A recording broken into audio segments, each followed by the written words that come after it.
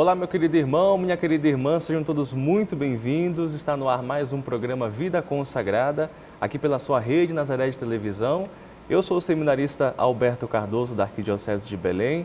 Acolho todos vocês para juntos conhecermos mais uma história vocacional, mais um testemunho de vida do agir de Deus, do amor de Deus que age na nossa vida, que toca os corações, chama para uma vocação, para uma missão. Hoje, no programa de hoje, nós trazemos um diácono permanente de nossa Arquidiocese de Belém, que neste ano irá completar 14 anos de ordenação. Ele é natural da cidade de Óbidos, no estado do Pará, é casado há 40 anos e pai de 3 filhos, né? E hoje nós contamos, né, com a alegria da presença, satisfação do diácono Miguel Jorge de Amorim Pinto. Diácono Miguel, seja muito bem-vindo ao nosso programa Vida Consagrada. A gente recebe o senhor aqui com muita alegria e vamos juntos conhecer um pouquinho da sua história vocacional, do seu testemunho de vida, do agir de Deus na sua vida. Seja muito bem-vindo. Obrigado pela acolhida, Alberto, né? Eu estou aqui para testemunhar cada vez mais o amor de Deus que se faz presente na vida de cada um de nós, né? Então, na minha não foi diferente, mas a gente está aqui para colaborar, ver se dá esse testemunho, para ver se a gente pode tocar os corações dos outros para entrar também para o serviço da igreja, para o serviço do reino de Deus. Exatamente. O programa é justamente esse, né? Vida Consagrada é para transmitir, né, ao povo de Deus, né, esse chamado de Deus bonito, que, né, Deus que age, que chama cada um de nós para uma vocação e chamou também o Senhor para o diaconato permanente, mas antes também chamou para a vocação matrimonial, né? Porque como Sim. a gente sabe, o diaconato permanente, né, ele tem essa possibilidade, né, de ter as duas vocações, o matrimônio e a ordem, né? Sim, O primeiro sim. grau da ordem, que é justamente o diaconato. Então, diácono Miguel, o senhor é natural de Óbidos, não é isso? Então conte Eu pra gente. sou natural de Óbidos, aqui no estado do Pará, lá no Baixo Amazonas, né? Que inclusive é a parte mais estreita do Rio Amazonas, é famoso por causa disso, né? Óbidos é uma cidade eminentemente de formação franciscana, até hoje a diocese é franciscana, naquela região toda ali. E sempre me chamou a atenção a vida dos freis, né? Na época em que eu estava lá, eu já muito cedo já comecei no serviço da igreja, a partir da primeira comunhão que eu fiz dia 8 de dezembro, eu estava de 63, eu estava com 8 anos de idade. Qual que era a paróquia? É a paróquia de Santana, lá em Óbidos, que é a sede da diocese, hoje diocese, né? Na época o bispo era o Dom Floriano Lovenal, e que tinha os outros frades lá que me ajudaram bastante. Aos 12 anos eu fui chamado, eu tive o desejo de ir para o seminário franciscano em Santarém. Olha só. Seminário Pio X lá em Santarém, eu passei um ano lá estudando, aprendi muita coisa. Foi muito importante na minha formação até hoje, eu guardo com muito carinho a formação franciscana. O senhor teve então a experiência de conhecer o seminário, pensar na vocação sacerdotal, sim, né? Porque, sim. E assim, pelo que eu queria também entender assim, da sua vida, né, de igreja, né? O senhor tinha um envolvimento muito grande ali nas pastorais, Sim. Eu participei, eu era coroinha na igreja matriz, na Catedral de Santana, lá em Óbidos, que é a padroeira da diocese Santana. E eu era coroinha e senti o ardente desejo de ir para o seminário. Na época nós fomos 5 que fomos para lá também, mas não era o plano de Deus na minha vida eu ser o sacerdote. Eu queria muito, era uma vontade pessoal minha, dos meus pais também. Meus pais de formação bem humilde, né? O senhor é filho único? Não, eu sou caçula de uma família de 9 filhos. Olha só. Meu pai era barbeiro, e minha mãe era dona de casa, costureira e tudo. E fomos criados e orientados sempre na vida da igreja. Eu era, assim, eu fui muito precoce, né? Enfim, meus irmãos também foram coroinhas. Só não o mais velho, mas eu e os outros, nós éramos 4 irmãos homens e 5 mulheres. E assim, mas segui um pouco mais adiante, né? Aí eu fui para o seminário, mamãe ficou muito feliz, porque ela queria muito na época, a primeira vez, primeiro padre de Óbidos vai sair, mas como a gente sabe, não era o plano de Deus. Sim. Né? O senhor ficou então um ano no Um seminário? ano no seminário. Aí eu voltei, eu estava com 12 anos quando fui. Aí eu voltei, a minha mãe, ela já era envolvida no serviço da prelazia, na época era prelazia, com Dom Floriano, na Caritas Brasileira. Lá nós recebíamos doações daquele que vinha dos Estados Unidos, alimentos, roupas. E a mamãe tinha esse envolvimento, por ser costureira, ela mexia, consertava as roupas que vinham com um pouco deterioradas, alguma coisa assim. E eu fui me envolvendo no serviço da caridade, eu achava bonito aquilo, e me envolvi com ela mesmo, né? O senhor tinha quantos anos nessa época? 12. Foi logo anos. que eu saí, 12 para 13 anos, quando eu saí do seminário. Nossa, bem novo, né? Bem Já novinho tinha eu esse estava trabalho, assim. né? E eu me despertei para o serviço da caridade, assim, eu sempre gostei muito de estar ajudando. Nunca imaginei, Alberto, posso te dizer com muito carinho, nunca imaginei na minha vida que um dia eu seria diácono. Olha só. E foi um chamado mesmo, né? Então, assim, eu me envolvi bastante lá. A gente vinha, as pessoas do interior vinham buscar ajuda, a gente levava sapato, roupas, enfim, fazia as campanhas de caridade lá nessa época. Lá, nosso município era bem pobre mesmo, né? E assim, a gente arranjava tempo para ajudar os outros, né? E a minha mãe era envolvida nisso também. Meus irmãos nem tanto, mas eu fiquei muito com ela porque eu gostava, né? Eu tinha a vivência eu gostava de estar na igreja ajudando, fazendo alguma coisa, enfim. Mas foi assim. Depois eu voltei para Santarém, onde eu fui continuar os estudos, e depois eu vim para Belém. Eu vim para Belém para ampliar um pouco os estudos. O senhor tinha quantos anos quando você veio para Belém? Eu acho que eu tinha uns 18 para 19 anos. Olha só. Né? Eu tenho Já ali 69. na juventude, já ali pensando no futuro. Já vinha, né? E vim para Belém e eu casei, né? Eu casei dia 24 de junho de 83, né? A minha esposa é natural de Soure, também de uma família religiosa, bastante envolvida com os agostinianos lá. Minha sogra, meu sogro eram muito participantes. Então, eu casei e lá onde eu moro, lá na Paróquia da Natividade, onde atualmente eu sou provisionado, eu tinha como pároco o padre Paulo Falcão, né? O interessante, Alberto, que o chamado me veio num dos momentos que eu vivia, assim, mergulhado no alcoolismo. Ah, o senhor tinha uma vício, assim, né? amizades, essas coisas que aparecem no decurso da nossa juventude, e eu estava no auge do alcoolismo, quando eu fui chamado. Olha só. Interessante que o padre Paulo Falcão, se ele está nos assistindo, ele lembra muito bem. Eu já estava envolvido, já tinha a capela lá na comunidade, que é dedicada a Nossa Senhora das Graças.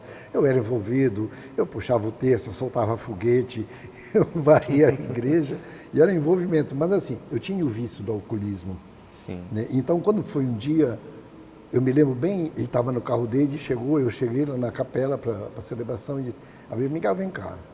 E eu vou te dizer uma coisa, a posição que eu fiquei, eu me ajoelhei ao lado da porta do carro dele. E ele disse para mim assim, Miguel, todo mundo gosta de ti aqui, cara.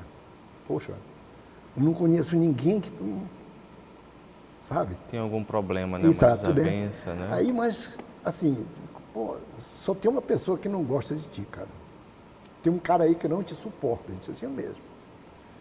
Eu disse, poxa, padre, então me diga quem é que eu vou lá conversar com ele, porque eu não me lembro de ter feito mal para alguém. Não conheço, não. Ele pegou, abriu o retrovisor do carro e me mostrou, me olhando no espelho, né? Está aqui dentro quem não gosta de ti. Olha só. Aquilo para mim foi, sabe, era eu mesmo que não gostava de mim. Aí eu passei a ter consciência e fui, lógico que eu não parei de beber assim, de imediato, porque é muito difícil. A abstinência era um negócio muito terrível mesmo. Então precisa ter muita força de vontade, mas sempre vinha aquilo. É porque é o vício, né, que a pessoa vai... De eu gostar de mim mesmo, de eu gostar de mim mesmo, de eu gostar cada vez mais, de saber o amor de Deus por mim, né, e que eu precisava gostar de mim. Na realidade era eu que não gostava de mim. Mas eu senti o chamado, aí quando foi uma vez, ele disse para mim, olha Miguel, eu não queria um diácono alcoólatra na minha paróquia. Aí foi mais que isso. Mas por que isso? Não, porque eu quero estou te indicando para o diaconato, para que seja diácono, estudares e tudo e tal. Eu disse, poxa, mas logo eu. Aí ele disse, tô mesmo, não tem jeito.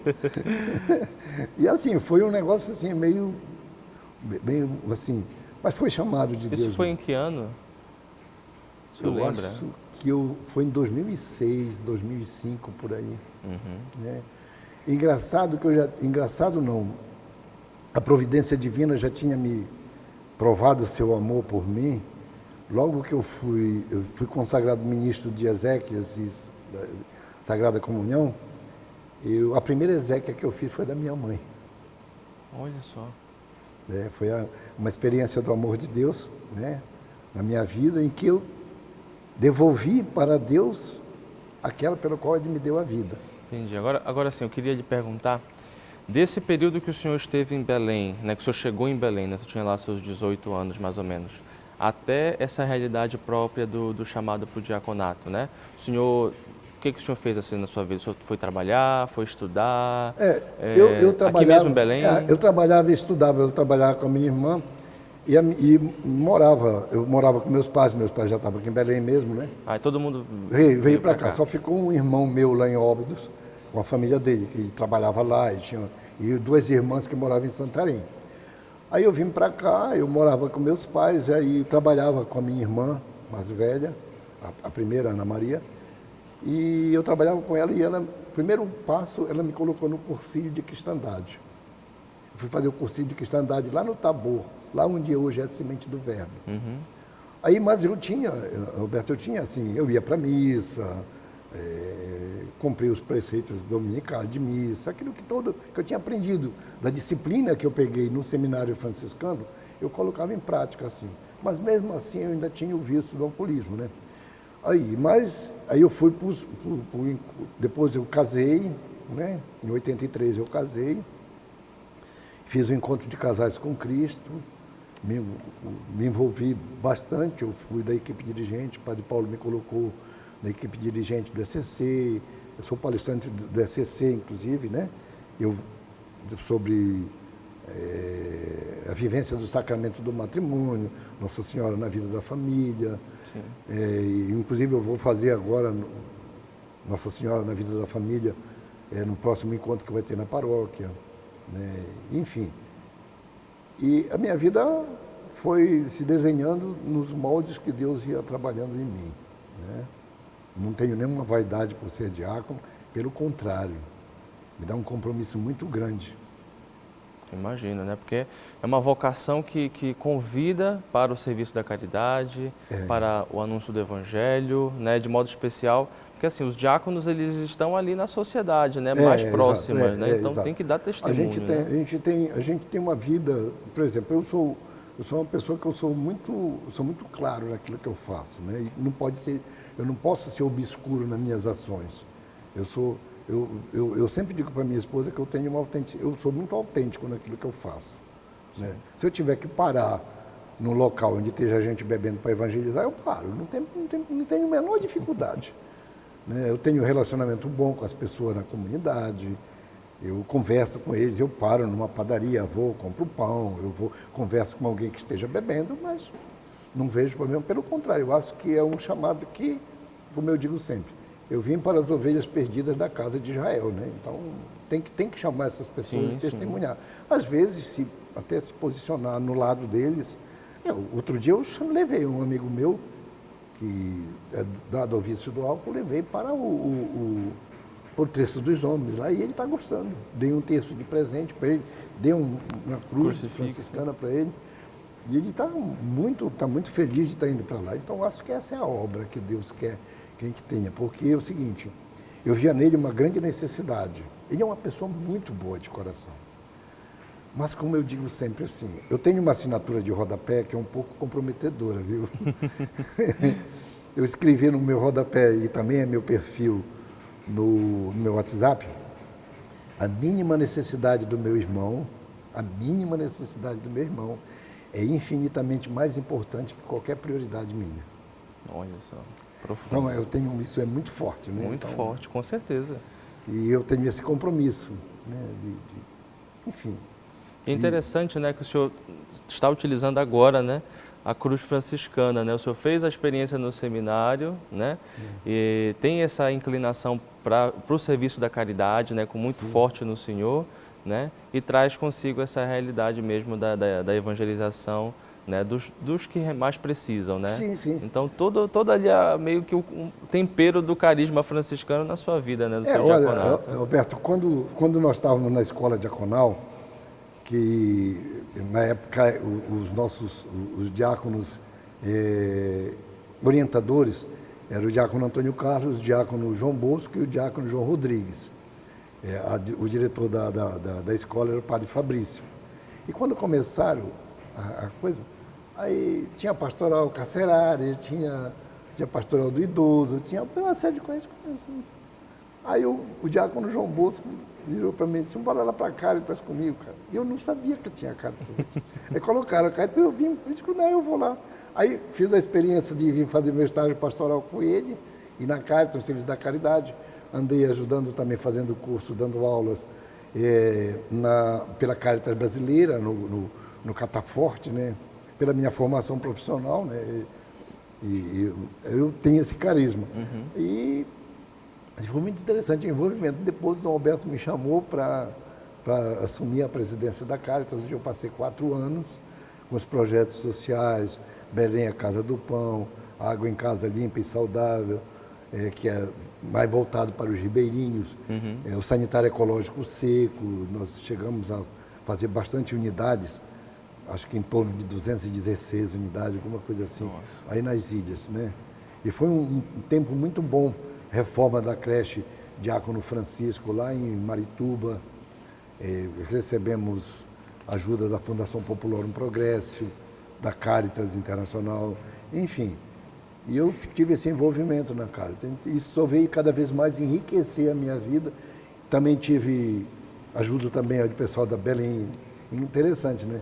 Eu passei pelo alcoolismo e também comecei a trabalhar na ajuda dos irmãos que moravam de rua, vítima de alcoolismo, junto com a Missão Belém, Fraternidade do Caminho.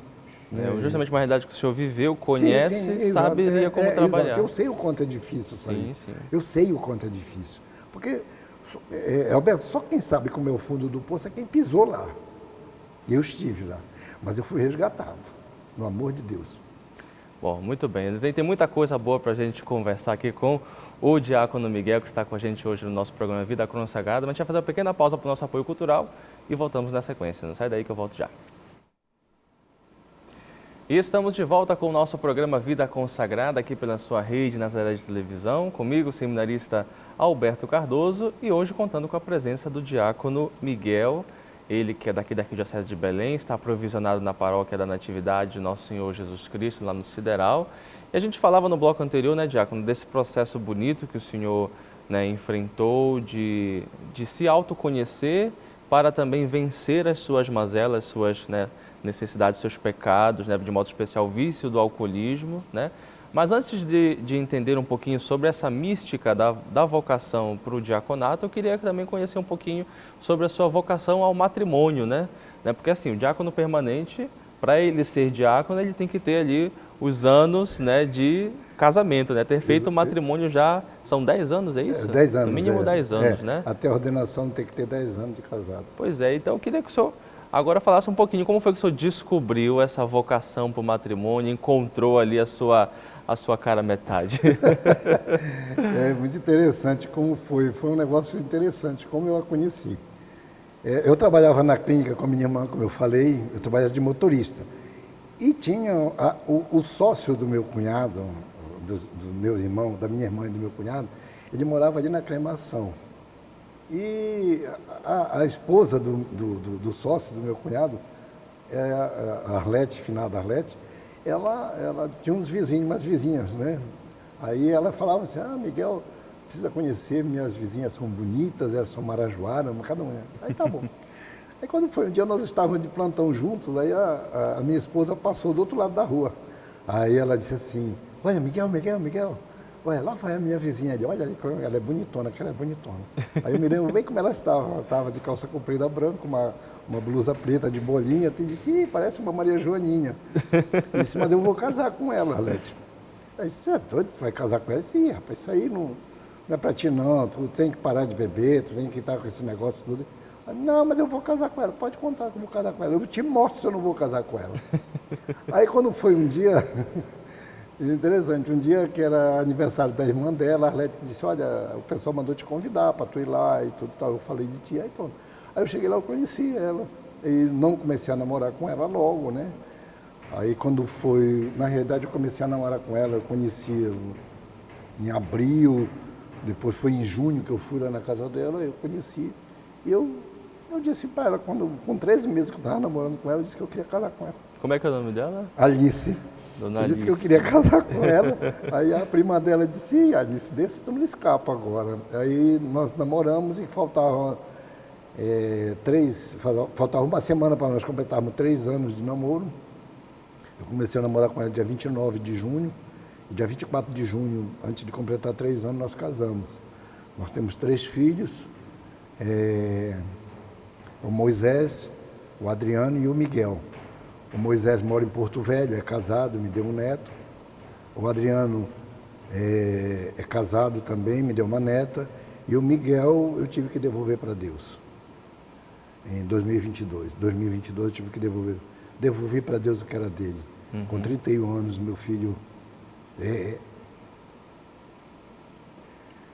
certamente um assunto difícil, né? Mas ele mora em Jerusalém, Com na certeza. Jerusalém Celeste, né? Com certeza. Todos eles tinham formação religiosa. O Adriano é da Guarda de Nazaré. O Moisés frequenta a igreja lá em Porto Velho. Uhum. E assim, eu tive que devolver essa experiência. Não foi perda, que eu disse para Dom Alberto, disse que eu não estava perdendo nada, eu não perdi nada. Eu devolvi para Deus o que era dele. E é muito lógico que me dói pela minha humanidade, me dói, sim, né? Sim. Mas tenho a certeza de que ele recebeu todos os sacramentos antes. Que bom. E por incrível que pareça, Antônio, não é coincidência, para mim não existe coincidência, é a providência divina. Meu filho foi chamado de volta ao Pai dia de Nossa Senhora, Mãe da Divina Providência, dia 6 de novembro. E ele era devoto e eu não sabia. Olha só. Ele tinha uma oração, que na costa do celular dele tinha uma oração de Nossa Senhora, Mãe da Divina Providência. E a minha vocação para o matrimônio foi isso. Eu sempre, depois que eu saí do seminário, eu vim para Belém, né, estudo, aí começa. Tive outras pessoas que passaram na minha vida, mas, assim, quando eu conheci a Alice foi algo que... E ela me ajudou muito também, né, na questão, porque ela não... É uma família que ela não tinha vício, não tinha nada, mas assim... Sim. E às vezes eu também comecei a pensar mais, a deixar, porque eu chegava em casa, via ela com os 3, e eu chegava às vezes bêbado, né? Aí aquilo foi me tocando, e com o chamado que eu recebi, e aí foi, e graças a Deus, hoje assim, eu tenho consciência de que o plano de Deus para mim não era eu ser diácono, eu ser padre. Uhum. É ser diácono, pai de família. E fazer esse trabalho bonito. Fazer esse trabalho, né? Fazer esse serviço, né? Porque na igreja a gente não trabalha, a gente serve, né? Exatamente. Né? Então, eu tenho o padre Edivaldo, que sempre está comigo, e eu tenho a frase de Santo Inácio de Loyola, né? Em tudo amar e servir. Quem serve é porque ama. Quem corrige é porque ama. E eu tenho muito forte também para mim um exemplo de caridade, Santa Teresa de Calcutá, né? E mesmo a inspiração minha, maior mesmo é Nossa Senhora, é Maria. Uhum. Eu tenho sempre em mente, e eu digo sempre lá para a Guarda de Nazaré, que nós temos que nos antecipar à necessidade do irmão, né? Nossa Senhora fez isso com maestria, porque o anjo não disse para ela, Alberto, que Isabel estava precisando de ajuda. Ela foi. Então, acho que para mim o diaconato tem isso também, de eu ir de encontro à necessidade do meu irmão sem que ele peça. Eu preciso identificar no Alberto uma necessidade que ele tenha e ir de encontro, sem que o Alberto me peça. Isso para mim é muito gratificante. Porque eu também tenho recebido muitas graças. Hoje eu digo sempre que a gente precisa observar que não tem anjos com asas hoje perto de nós. Tem anjos que andam, tem anjos que usam calça jeans. Eu vou te resumir, hoje eu não estou cego por causa do amor de uma pessoa. Eu tenho sérios problemas na minha vista, o Dom Alberto sabe disso. Eu tenho uma degeneração macular que não tem cura. Mas eu encontrei um anjo que disse, eu vou cuidar de você. Olha só. Só não digo o nome porque... Mas é um anjo que apareceu na minha vida. Sem nenhum envolvimento. Assim, eu conheci num momento de muita dor. E ela viu que eu tinha dificuldade de leitura. Inclusive, eu estou com... Tá, nós estamos fazendo programa, isso que eu ia falar, né? A gente está fazendo o programa aqui e o diácono está com o terço, o rosário na mão. Né? Porque é o que eu chamo, que não é o meu cordão umbilical. É o que eu me abasteço do que a mãe recebe do filho para mim. Então, Maria tem essa importância na minha vida. Sim. Né? Eu também nunca pensei que ia ser guarda de Nazaré. Hoje tenho muito orgulho de dizer que participo da guarda. Pois é, eu queria que o senhor também contasse um pouquinho para a gente dessa experiência, né, de estar na guarda também de Nossa Senhora de Nazaré, naquilo que a gente conversava nos bastidores ali também, né? Conte um pouquinho para o pessoal de casa. A minha ida para a guarda, na realidade, Alberto, eu estava dizendo para você, era o meu filho, Adriano. Ele foi chamado, porque na guarda a gente tem que ter um padrinho. E eu fui acompanhando ele, eu estava na escola diaconal já, e eu vi, ele disse, papai, hoje eu vou me apresentar, que eu vou ser guarda de Nazaré, o tio Paulo me chamou, que é o padrinho dele, que já é falecido. Aí disse, então, o senhor vai lá comigo, papai? Ele disse que eu vou. Eu vi a guarda, não tinha aquele chamado assim, sabe? E eu encontrei na guarda, na época o coordenador da guarda era o Edmilson, que era um amigo meu, que é um amigo meu de infância, lá de Óbidos também. E aí ele chegou comigo e disse assim, aí Miguel, está tudo bem por aqui? Que tal? Quanto tempo que a gente não vê? Como é que tu vai em Óbidos e tal, não sei o que e tal. O que tu está fazendo por aqui? Disse, rapaz, eu vim aqui que eu vim acompanhar meu filho que vai entrar para a guarda. Aí disse, tu não vai entrar para a guarda não? Eu disse, não tem, eu estou na escola de formação para diácono. Não, você vai sim. Se Edmilson precisa de um padrinho, você não te preocupa que eu arranjo já. Ele chamou um guarda e disse, vai ser padrinho desse aqui. Eu me inscrevi e aí fiquei. E fui consagrado junto com meu filho, a guarda. Olha só. Né? E depois veio o serviço todo, o envolvimento eu gosto muito, tenho uma grande oportunidade de evangelizar também na guarda com os irmãos, né? Porque hoje na guarda nós estamos, se não me engano, 8 diáconos. E eu vejo assim, tem o diácono Israel, que também é da guarda, o Ademirso, o Baraúna é da guarda, né? Israel, Ademirso, João Damasceno, o Rômulo, o Salomão, o Baraúna, eu e, se não me engano, o Marco Antônio, que entrou agora também. Então, assim, eu tenho um carinho muito grande pela guarda, que também foi uma forma que Deus me colocou de eu poder ajudar os irmãos. E é um serviço fantástico, né? Muito importante. Sim. E eu gosto, assim como o Dom Alberto disse que é muito bom ser padre, é muito bom ser guarda. E é muito bom ser diácono. Né? Eu gosto, sou assim, eu tenho Maria com minha mãe, até o nome da minha mãe, que é Regina, é rainha, né? Regina, exatamente. Exato. Então, assim, eu tenho um carisma muito grande com Nossa Senhora nos momentos mais difíceis da minha vida. Que eu imagino que Foi ela. Foi ela.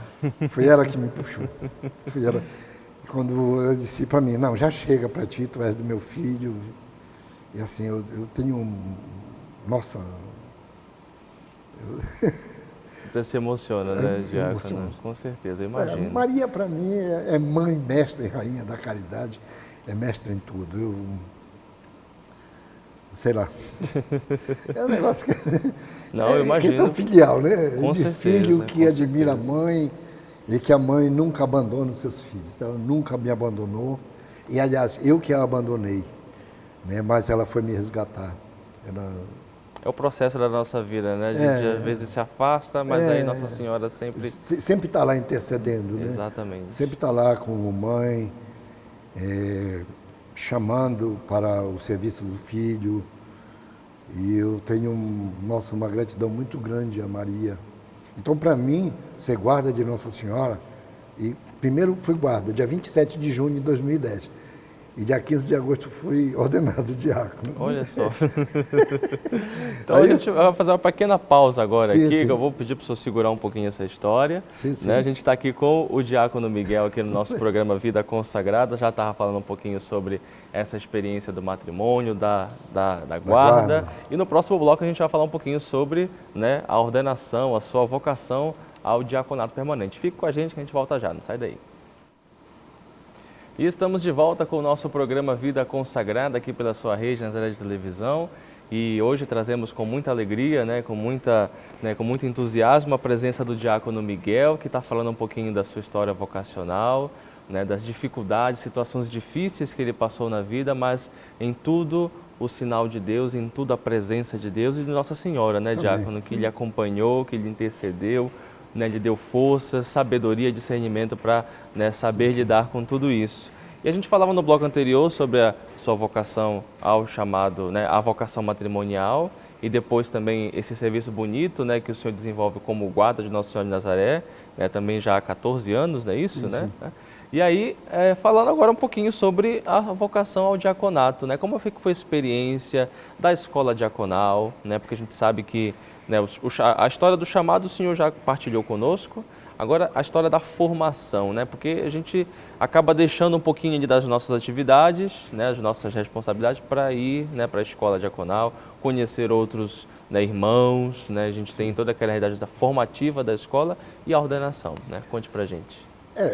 Eu, como disse, o padre Paulo Falcão que me indicou para lá, e eu fui assim, no desconhecido, eu não sabia como seria. Na época, como eu disse, era o padre Fabrício era o diretor da escola, e para mim era tudo muito novidade, Aí eu sabia, meu Deus, o que é ser um diácono,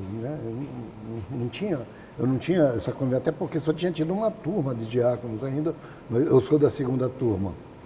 Aí eu fui junto com os outros irmãos, lá da paróquia foram 6 indicados, eu, o diácono Nilton, o diácono Israel, o diácono Evaristo, o diácono Francisco Paulo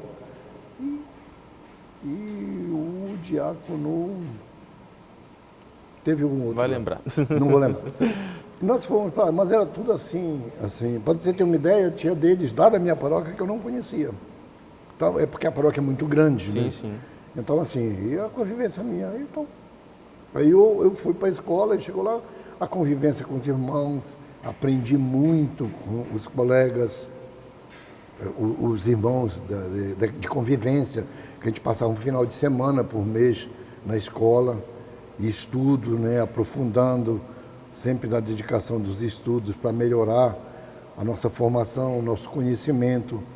Tive ótimos professores, inclusive o padre Romeu, o próprio padre Fabrício, tive aula de bioética, enfim. Foi tudo para um aprendizado, para crescimento, aprofundar cada vez mais a questão da caridade, do amor, da convivência fraterna. Eu aprendi muito com os irmãos lá e cada vez mais eu fui me identificando no serviço da caridade, lembrando a formação anterior, momentos de oração, momentos de estudo, de convivência, de partilha com os irmãos. Isso foi, cada vez mais, foi alicerçando. E também, além do aprendizado, também os momentos de dificuldade de alguns irmãos que a gente partilhava. Era uma coisa muito boa mesmo, muito edificante. Nós éramos, se não me engano, na época, nós éramos 72 ou 77 que foram. Afinal, ficou... uns saíram porque pediram para sair, outros porque não era a vocação. E eu sempre me questionava se eu chegaria também ao diaconato, Aí também passei pela dificuldade do desemprego, Então eu sempre tive comigo, Alberto, que obstáculos são feitos para serem transpostos, porque senão eles perdem a essência de ser. Sim. Se eu não tivesse caminhado tudo, mas mesmo assim, a gente precisa ter perseverança na fé, na oração, no chamado. Com certeza. E sempre eu tive assim, a vontade do aprendizado, de cada vez mais aprofundar o estudo dos documentos da igreja. Aí eu comecei a gostar muito, até porque eu tenho uma mania de escrever alguma coisa, de ler, de estudar e de conhecer para aprofundar mais. Porque eu só posso amar a minha igreja se eu conhecer mais profundamente o sentido da existência dela, do que Cristo quis para nós. E deseja de cada um de nós, de cada cristão, não só do diácono, mas dos padres, dos seminaristas, de cada cristão que está ali a serviço.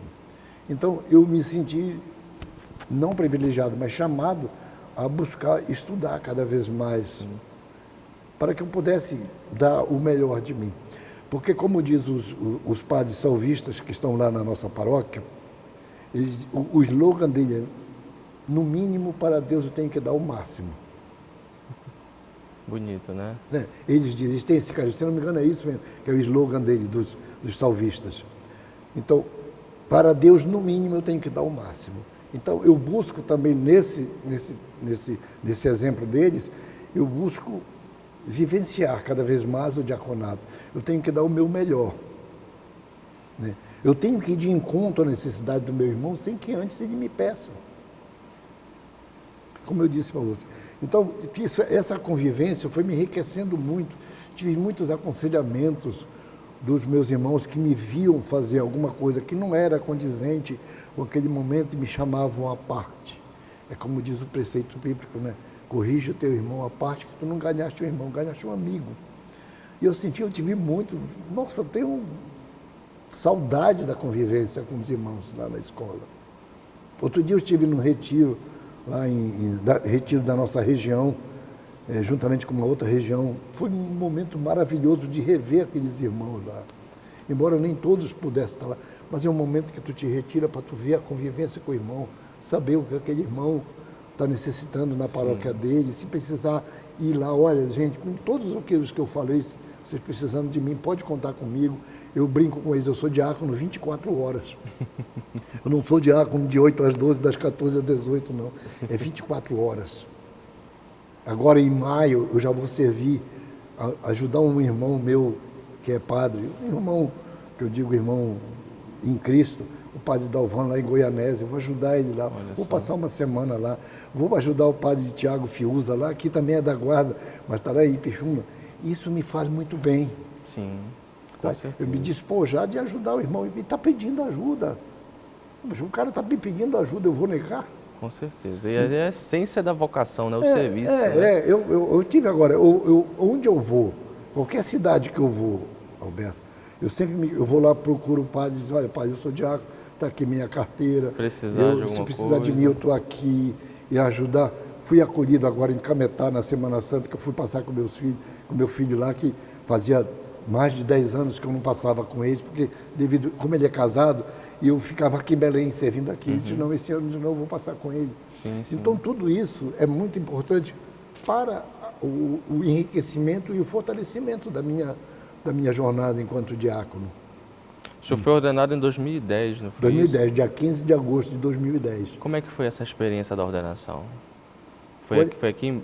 Foi na Catedral, foi Dom Alberto já. Foi Dom Alberto. Foi a primeira turma de Dom Alberto, né? Foi logo, ele chegou aqui dia 25 de março, né? Ele tomou posse. Sim. E marcou logo a ordenação para o dia 15 de agosto. Ele teve um encontro com a gente, conversou com a gente. E sempre foi muito acolhedor. Ele sempre foi, para mim, é um pai. Um grande pai, né? É um pai. O Dom Alberto, para mim, Nosso pastor querido, né? Me acolheu com todos os meus defeitos, como ele sempre disse. Como ele disse lá no dia da ordenação, ele disse, no jornal A Voz de Nazaré saiu estilizado um rosto de Cristo com todas as fotos dos 33 ordenandos, né? Que eram 32, mas ficou um outro da turma anterior e foi ordenado 33, né? Olha só. E ele disse na homilia dele lá que ele não estava ordenando 33 santos. 33 homens cheios de defeitos, como todos nós temos, mas que estavam buscando ser melhor. Né? E isso deve ser para todos nós, cada cristão deve ser para todos nós uma busca constante de ser melhor. Exatamente, porque os defeitos eles não limitam a nossa vocação. Sim, sim. Né? E Deus nos ama não é porque nós somos bonitinhos, nós somos ordenados, porque nós somos pecadores.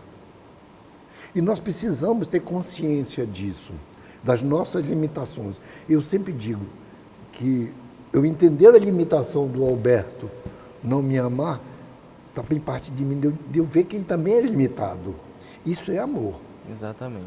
Eu preciso fazer algo para o Alberto, para que o Alberto reconheça em mim, dentro das suas limitações, que eu também sou limitado. E a limitação também nos faz sempre ter aquela consciência da humildade. Eu preciso da graça de Deus que age, né? Eu não sou o bonzão, eu preciso de Deus que me dê força. E a humildade, ela é inconsciente de si mesma. Exatamente. É humilde porque é humilde, né? A humildade, ela é inconsciente de si mesma. Com certeza. Porque eu não sou humilde porque eu quero ser bonitinho. Eu sou humilde porque é a minha formação. Eu tenho carisma, guardo os 3 votos que eu fiz, né? Pobreza, humildade e obediência. Eu não tenho dificuldade nenhuma de obediência. Entendeu? A pobreza que São Francisco nos ensina é a pobreza do material, não do espírito. Do espírito nós temos que ser riquíssimos. Uhum. Porque a partir daí é que sai, dos nossos gestos, das nossas atitudes, é que vai fazer o efeito transformador na vida do outro. Né? Eu preciso amar, eu preciso ver que o Alberto está buscando a santidade, eu preciso também ajudá-lo, dentro das minhas limitações. E isso é belo. Com certeza. Isso é belo. Porque senão não tem sentido. E outra coisa, sim, eu digo sempre, eu tenho sempre em mim aquele texto de Lucas 17:10. Depois de ter feito tudo, sou apenas um servo inútil. Mas não é porque eu não faço nada, é porque Jesus está me ensinando que eu preciso melhorar a cada vez mais a minha vida. O meu ser diácono, o meu ser marido, pai, avô, tio, no seio da minha família e também no... Eu preciso cada vez mais melhorar, para que eu possa dar testemunho do amor de Deus na minha vida, que não foi pouco. Com certeza. Né? Eu tenho a graça de ter os 3 filhos que eu tenho, né? E poder, no diaconato, aperfeiçoar cada vez mais, né? Como eu disse, inclusive, tem pessoas, quando eu digo assim, que eu sou diácono 24 horas, sem nenhuma vaidade, mas eu já atendi pessoas que ligaram para mim desesperadas 2 horas da manhã. E eu não sei nem quem era. E talvez eu não vá nem encontrar um dia. Eu vou contar um pouco rápido. Eu estava encanando os Carajás, lá com o padre Dalvan. Sim. Eu fui dar uma formação para a guarda, lá, uma espiritualidade para a guarda que tem lá. E eu disse para eles, olha, eu quero dizer para vocês, anotem meu número de telefone, se vocês precisarem alguma vez, pode ligar para mim que eu converso, não tem problema. Aí eu criei a história, eu sou diácono 24 horas. Como lá em Canaã tem muita gente que é de fora, teve um deles que foi para Vitória, no Espírito Santo, e estava lá em Vila Velha, na casa dos parentes. E aconteceu de uma pessoa lá dizer, olha, eu estou com um parente meu lá no interior de Pernambuco, que está com dificuldade, está tentando alguma coisa assim. Aí disse, rapaz, olha, liga para o diácono, diz para ele ligar para o diácono Miguel, que ele conversa com ele. Quando eu vi o telefone prefixo lá de Pernambuco, né? Eu disse, não sei quem é, vou atender, né? Vou atender, eu disse, atendi, o cara estava uma tendência lá de coisa, aí nós conversamos, eu conversei, falei do amor de Deus, falei da minha vida um pouco para ele. E depois o rapaz ligou e disse, olha, o cara mandou agradecer você ter atendido ele 2 horas da manhã. Eu disse, mas é meu dever de ofício. Alguém precisou, liga. Não estou dizendo que isso que seja para mim motivo de orgulho, de vanglória, não. Uhum. Não é, não. É meu dever de ofício. Eu tenho consciência do meu dever de ofício. De ajudar até aqueles que nem conheço. Eu sei que nunca eu vou ver aqui na minha vida, mas não importa. É uma consciência muito bonita, né, Diaco? Olha, eu teria outras coisas para perguntar para o senhor, mas o nosso tempo já está chegando no fim. Eu agradeço muito a sua presença aqui conosco, né, por ter enriquecido assim a nossa programação com a sua história, com o seu testemunho, né, vários momentos, né, de emoção que o senhor relembrou, viveu aqui junto com a gente. O pessoal de casa também, com certeza, deve ter vivido também junto com a gente. Então, que Deus abençoe muito a sua vocação, sua missão. Continue, né, com essa consciência muito madura que o senhor, né, transmitiu para nós, assim, do serviço à caridade, da disponibilidade, né, que isso daí é a base, né, para a vocação diaconal ser, né, de fato bem vivida e feliz, como a gente vê que o senhor é. Então, muito obrigado pela sua presença aqui conosco. Eu que agradeço, Roberto, a oportunidade, né, até pelo convite que vocês me fizeram. E quero dizer a todos, né, uma mensagem minha que eu quero dizer: não tenham medo da caridade. Deus é amor, Deus caritas est. Deus é amor. Ele nunca vai nos deixar só. Eu sempre digo isso. Deus nunca nos deixará só. Nós é que ficamos só. Ele não nos deixa. Vivam a cada instante como se fosse o último de suas vidas. Porque a gente sabe que a nossa eternidade pode começar no segundo seguinte.